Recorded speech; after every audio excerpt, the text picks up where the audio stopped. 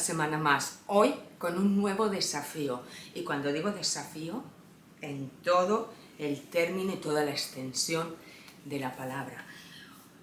Hoy me he propuesto realizar la reseña, la compleja reseña de El segundo sexo de Simone de Beauvoir. Ya os estuve comentando, porque esta lectura me ha embargado meses, no se puede leer de otra forma si una quiere llegar a comprender. Y bueno, el remate ha sido satisfactorio, pero sí que quiero compartir con todos vosotros mis impresiones. En primer lugar, voy a ubicar a la autora para que todos sepamos brevemente sobre Simone de Beauvoir. Luego situaré la obra y después entraré a realizar un breve esquema y a compartir con vosotros ciertos fragmentos que son ciertamente significativos y, evidentemente, en esto consiste la reseña, en ofreceros mi opinión. Es un texto complejísimo y voy a intentar de la mejor manera desgranarlo y compartiroslo. Empezamos con Simone de Beauvoir. Simone de Beauvoir fue una escritora francesa, nació en París en el año 1908 y falleció también en París en el año 1986. Ella fue filósofa, fue profesora, fue escritora y activista feminista. Fue autora de numerosos ensayos, de biografías, de novela, y todo tenía un trasfondo existencialista, político, social y filosófico. Su pensamiento, insisto, se enmarca o lo enmarcan dentro de la corriente existencialista, y su obra El segundo sexo, esta que os traigo hoy, es considerada como un clásico ineludible de la historia del feminismo, y su pareja, como bien sabéis, durante muchas décadas fue Jean-Paul Sartre. Fue una mujer con una condición social privilegiada y tuvo una vida ciertamente controvertida. En mi opinión, hizo lo que le apeteció, lo que consideró, lo que le dio la gana, y sufrió consecuencias. Siempre comparto, porque insisto que me parece muy significativo de su persona, ella mantuvo durante los años que compartió con su compañero, con su pareja, ella tuvo numerosas relaciones, tanto con hombres como con mujeres. Sartre también, no fue solamente por su parte estas aventuras y estas experiencias, y esto le llevó en cierto momento a ser expulsada de la universidad donde impartía clases, pues descubrieron que mantenía romance con algunas de sus alumnas. En el momento de escribir su ensayo, la autora tenía 40 años, quiso compartirnos todo lo que ella había investigado, había averiguado y había sentido en su condición femenina, y nos trasladamos al año 1949. Estamos hablando de una obra que tiene más de 70 años. En sus páginas deja claramente asentado el rol disminuido, quedaros con este adjetivo, de la mujer en la sociedad, y el rol que ha cumplido la mujer históricamente. Los hombres han regido el mundo solos, y esto lo defiende de una forma encarnizada, relegando a la mujer a consagrarse como esposa y como madre únicamente. Las razones, pues la aceptación femenina de la propia incapacidad. Ahí es donde señala Simone de Beauvoir el motivo, la razón de que durante tantísimos siglos la mujer haya sido, como bien dice en este extensísimo ensayo, el segundo sexo. La historia ha reafirmado, como digo, la incapacidad femenina y la ineludible necesidad de tener una familia y de tener un esposo para completar su ser imperfecto. Quedaros con todos estos adjetivos porque son muy significativos y es así como desde el origen y el comienzo de este ensayo Simone de Beauvoir perfila a la mujer y ese segundo plano perenne y sacrificado. El segundo sexo es una obra compleja, muy interesante, perfectamente estructurada. La autora realiza un trabajo maravilloso, pero sin embargo, evidentemente, y por el tiempo que ha pasado desde su concepción, la concibo completamente desfasada y por momentos aberrantes. Hay ejemplos que la autora utiliza y en los que profundizaremos más adelante, donde bueno, la autora da por sentadas ciertas circunstancias o hechos que, trasladados al día de hoy, son completamente aberrantes y fuera de cualquier aceptación. Por momentos, una cuando lee este ensayo termina herida casi de muerte. También percibo otra característica y es la siguiente. Como he dicho al principio, perfilando la figura de Simone de Beauvoir, ella fue una mujer privilegiada socialmente, con lo cual durante todo el ensayo tengo la impresión de que ella se apoltrona en su pedestal, en ese trono de mujer ciertamente privilegiada por encima de la gran masa social, y desde ahí ella lanza su veredicto y muchas veces no está en consonancia con la realidad. Por lo tanto, en mi opinión, estamos ante un texto evidentemente parcial. Es una obra muy densa, en ocasiones farragosa, pero sí que abre conciencia al lector y abre numerosas puertas, aunque también hiere por, bueno, pues lo que podríamos decir su salida de tiesto en según qué argumentos. Estamos hablando de un ensayo de casi, bueno, pues 820 y tantas páginas, o sea que ya por sí de entrada tiene una importancia incuestionable. Y voy a entrar ya en materia. Os voy a ofrecer, conforme vaya avanzando y desmembrando la estructura del texto, os voy a ofrecer unos fragmentos muy breves que he seleccionado entre este número ingente de páginas, para que vayáis viendo y os voy a ir reconduciendo para que veáis a qué me refiero cuando hablo pues de un texto perfectamente elaborado, de un texto inteligente, pero evidentemente un texto completamente desfasado en los tiempos que hoy corren. El ensayo se abre con un prólogo. En la edición española el prólogo me lo he apuntado aquí, está escrito por Teresa López Pardina, y voy a pasar a leeros esos fragmentos que os estoy comentando para que veáis cuál es el contenido de este controvertido, si me permitís, ensayo de Simone de Beauvoir. Voy a iniciar la lectura de estos fragmentos que me ha costado seleccionar para que sean ciertamente significativos, y para ello me voy a la página 10, donde dice: esto es texto de Teresa López Pardina, cuando elabora el prólogo para dar comienzo al ensayo.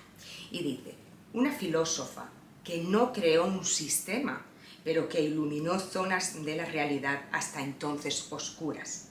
Una de esas zonas es la de la condición de las mujeres en la cultura occidental, tarea que lleva a cabo en esta obra. Bien, no he querido pasar este fragmento por alto porque ciertamente ella pone su mirada en la cultura occidental. Por lo tanto, ya estamos ante un texto evidentemente parcial y sesgado. Después nos vamos a la página 15 y encontramos esta otra oración que dice: en Beauvoir, la categoría de otra, y sobre esto incide repetidas veces a lo largo del ensayo, sirve para explicar la división de la sociedad en dos grandes grupos, el de los hombres, que es el grupo opresor, y el de las mujeres, las otras, que es el grupo oprimido. Seguimos para daros esas breves pinceladas y luego continuar avanzando. Me marcho a la página 20 y dice: el hombre pone en cuestión su vida por alcanzar otras metas, otros valores fines, que son para él superiores, como el poder, la riqueza, el reconocimiento de otros clanes o tribus. Así realiza su trascendencia en un reino puramente humano. La mujer, atada a la especie por su función reproductora, se limita a dar vida, algo que en esa cultura no es un valor, por eso de no alcanzar la plenitud de lo humano, es la otra. Y por esta razón, la cuestión de la liberación será también una cuestión de cultura, es decir, de valores. Y para rematar este prólogo, en mi opinión, maravilloso, nos vamos a la página 25, donde dice: esta frase ha dado muchísimo que hablar y ha trascendido y ha recorrido la historia, nuestra historia.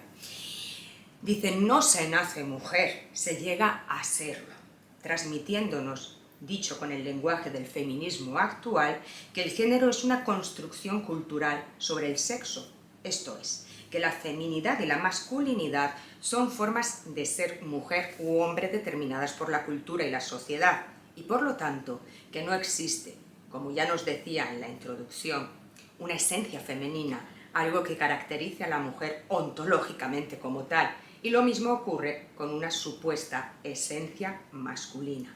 El llegar a ser tendría un doble sentido, impuesto por un lado por la cultura y los usos sociales y elegido por otro. Nos adentramos en la primera parte. Ahora sí, la narración pertenece a la autora. La primera parte que establece Simone de Beauvoir se titula Los hechos y los mitos. Vale, hay una introducción que realiza la autora y me traslado a la página 48 para leeros este poquito, para que veáis cómo arranca esta mujer. Y bueno, es muy explícita, es muy clara, en mi opinión, insisto, hay una parte muy acertada en este texto y iremos desgranando. Dice: el cuerpo de la mujer lastrado por todo lo que lo especifica, un obstáculo, una prisión. Dice así: la hembra es hembra en virtud de una determinada carencia de cualidades, decía Aristóteles. Tenemos que considerar el carácter de la mujer como naturalmente defectuosa. Y Santo Tomás decreta a continuación que la mujer es un hombre fallido. La humanidad es masculina y el hombre define a la mujer no en sí, sino en relación con él. La mujer no tiene consideración de ser autónomo. La mujer se determina y se diferencia con respecto al hombre y no a la inversa. Ella es lo inesencial frente a lo esencial. Él es el sujeto, es el absoluto. Ella es la alteridad. Y rematamos con la página 50, que dice así: ¿por qué las mujeres no cuestionan la soberanía masculina? Ningún sujeto se enuncia de entrada y espontáneamente como inesencial.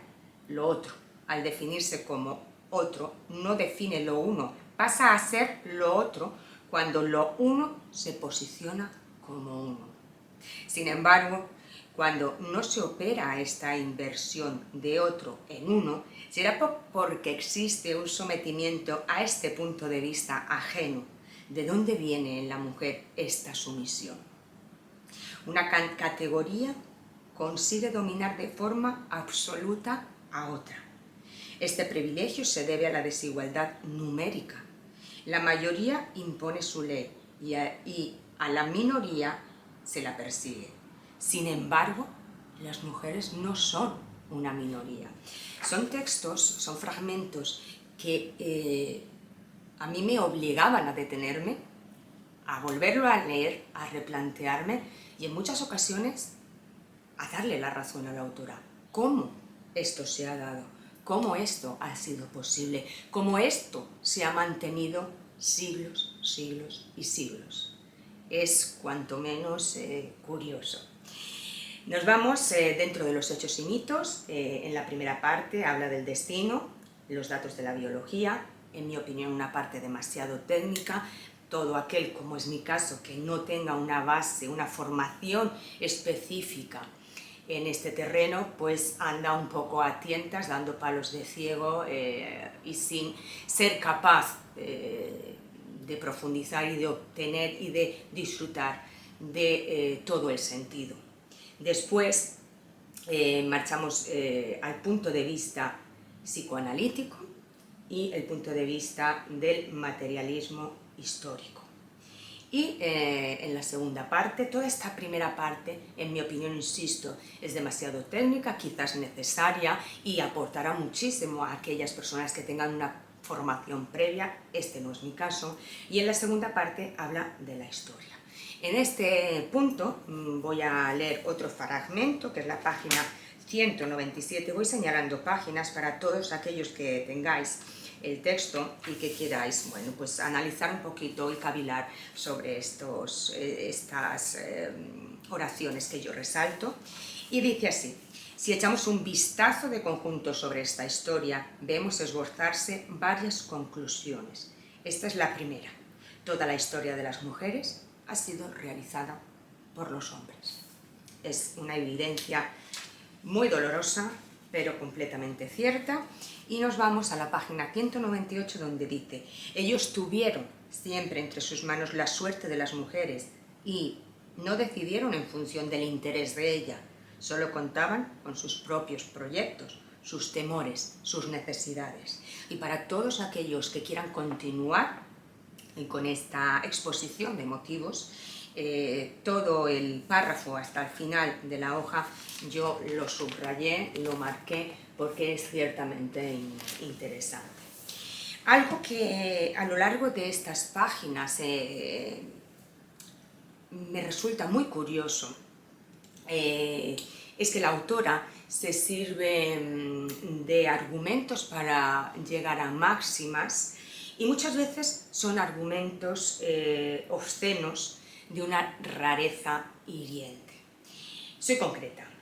Argumentos como el despertar sexual de la madre hacia el hijo.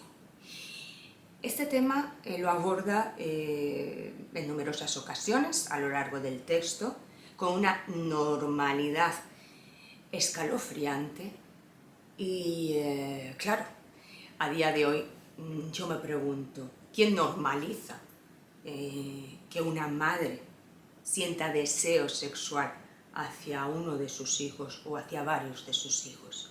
Bueno, pues todo esto cuesta muchísimo digerir y ella, para llegar a sus máximas y para llevar al lector allá donde quiere, utiliza estos argumentos que a día de hoy, gracias damos, y evidentemente no tienen ninguna cabida. Seguimos con la tercera parte y aquí habla de los mitos. En este bloque nos trae a grandísimos autores de la literatura y utiliza textos de ellos para ejemplificar, para argumentar y como muestra de. Habla de autores como son Moderland, como son D.H. Lawrence, Claudel, Breton y Stendhal. Es un pasaje algo más entretenido porque, bueno, como digo, pues incluye textos de grandísimos autores de la literatura y voy a compartiros unos fragmentitos para que toméis conciencia un poco de este bloque y voy a la página 215. Dice así: Allá donde se está creando la vida, germinación, fermentación, despierta repugnancia.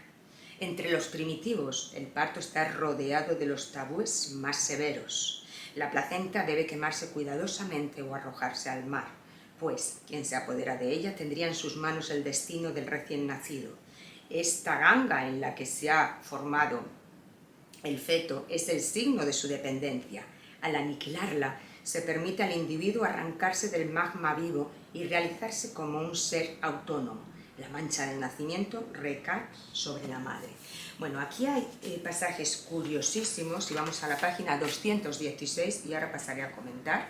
Dice: haber sido concebido, parido, es la maldición que pesa sobre su destino, la impureza que mancilla su ser, y es siempre el anuncio de su muerte. El culto a la germinación siempre ha estado asociado al culto de los muertos. La tierra madre devora en su seno las osamentas de sus hijos.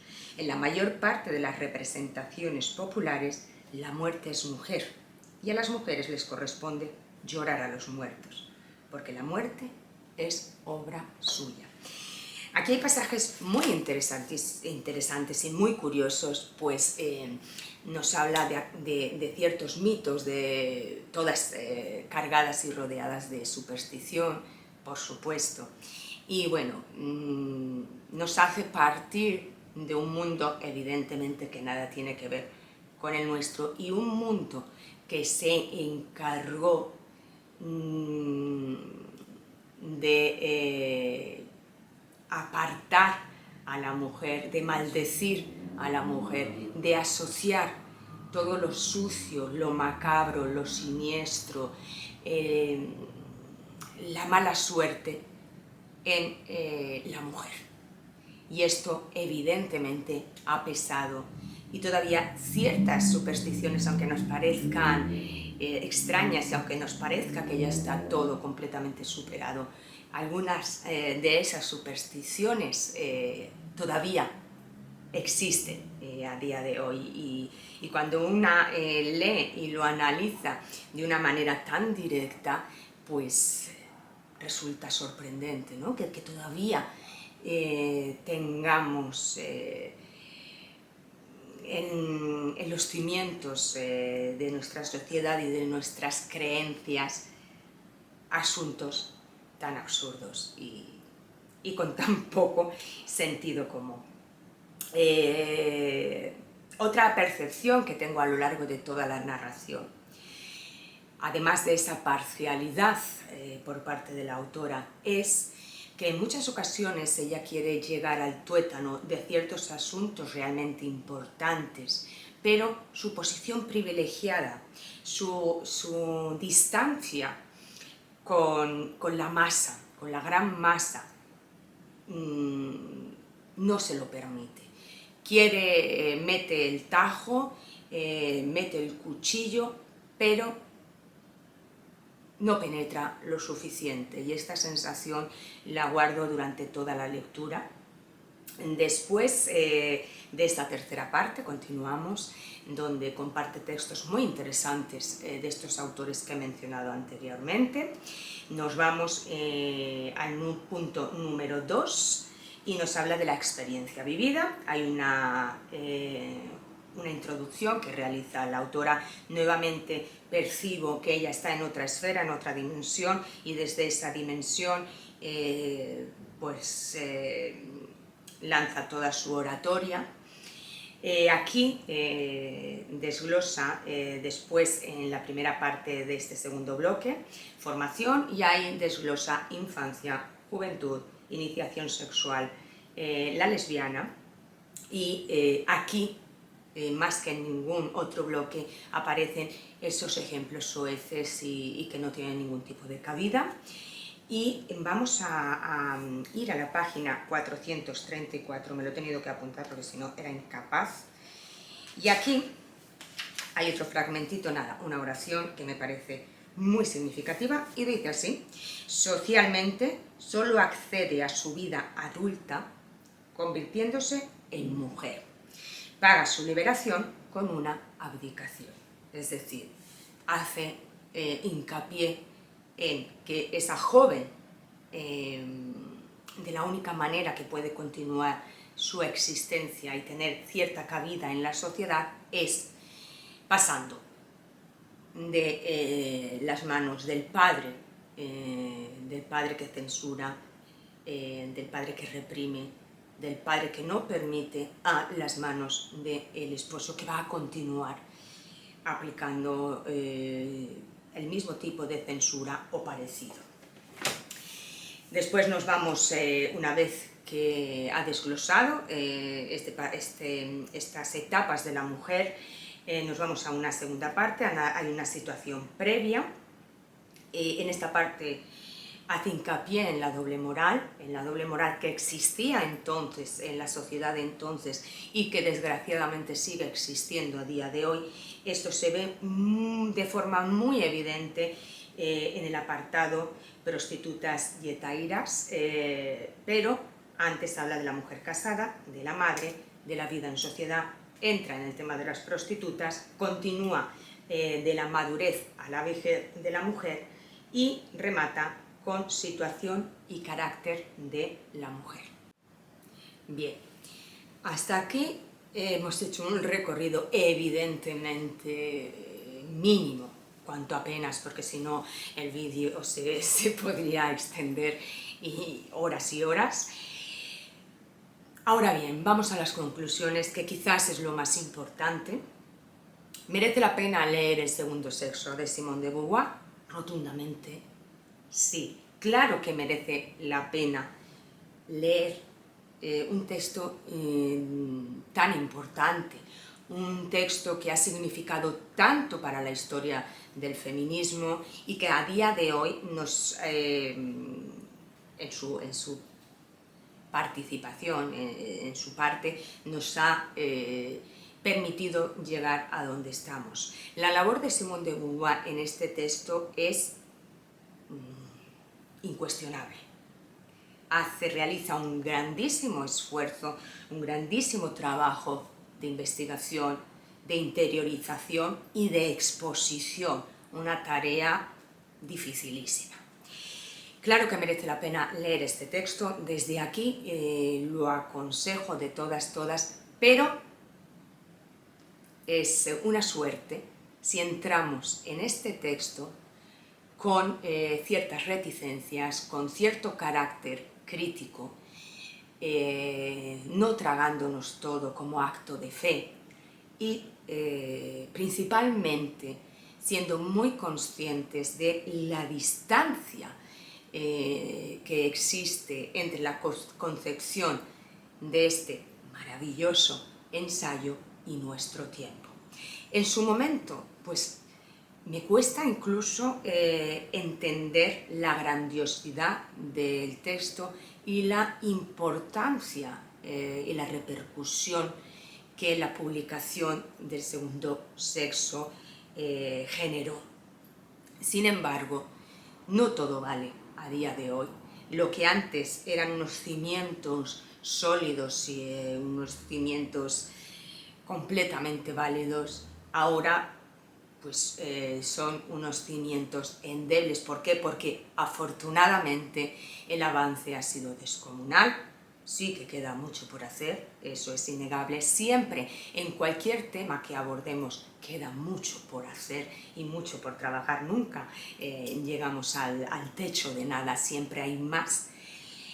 Evidentemente, ¿qué significó? Evidentemente que es una lectura para aquellos lectores curiosos, aquellos lectores que quieran aprender y poder mirar desde diferentes prismas, sumamente interesante. Pero, por favor, recomendación y consejo desde este canal: si decidís adentraros en este auténtico desafío, hacedlo con esa mirada crítica de nuestro tiempo, de nuestro conocimiento y de todo lo que ya está recorrido, y quedaros solo con aquello que os sube. Sin más, es una lectura muy recomendable, compleja, y que desde este canal evidentemente recomiendo. Besos, abrazos y, como siempre, gracias. y feliz verano para todos.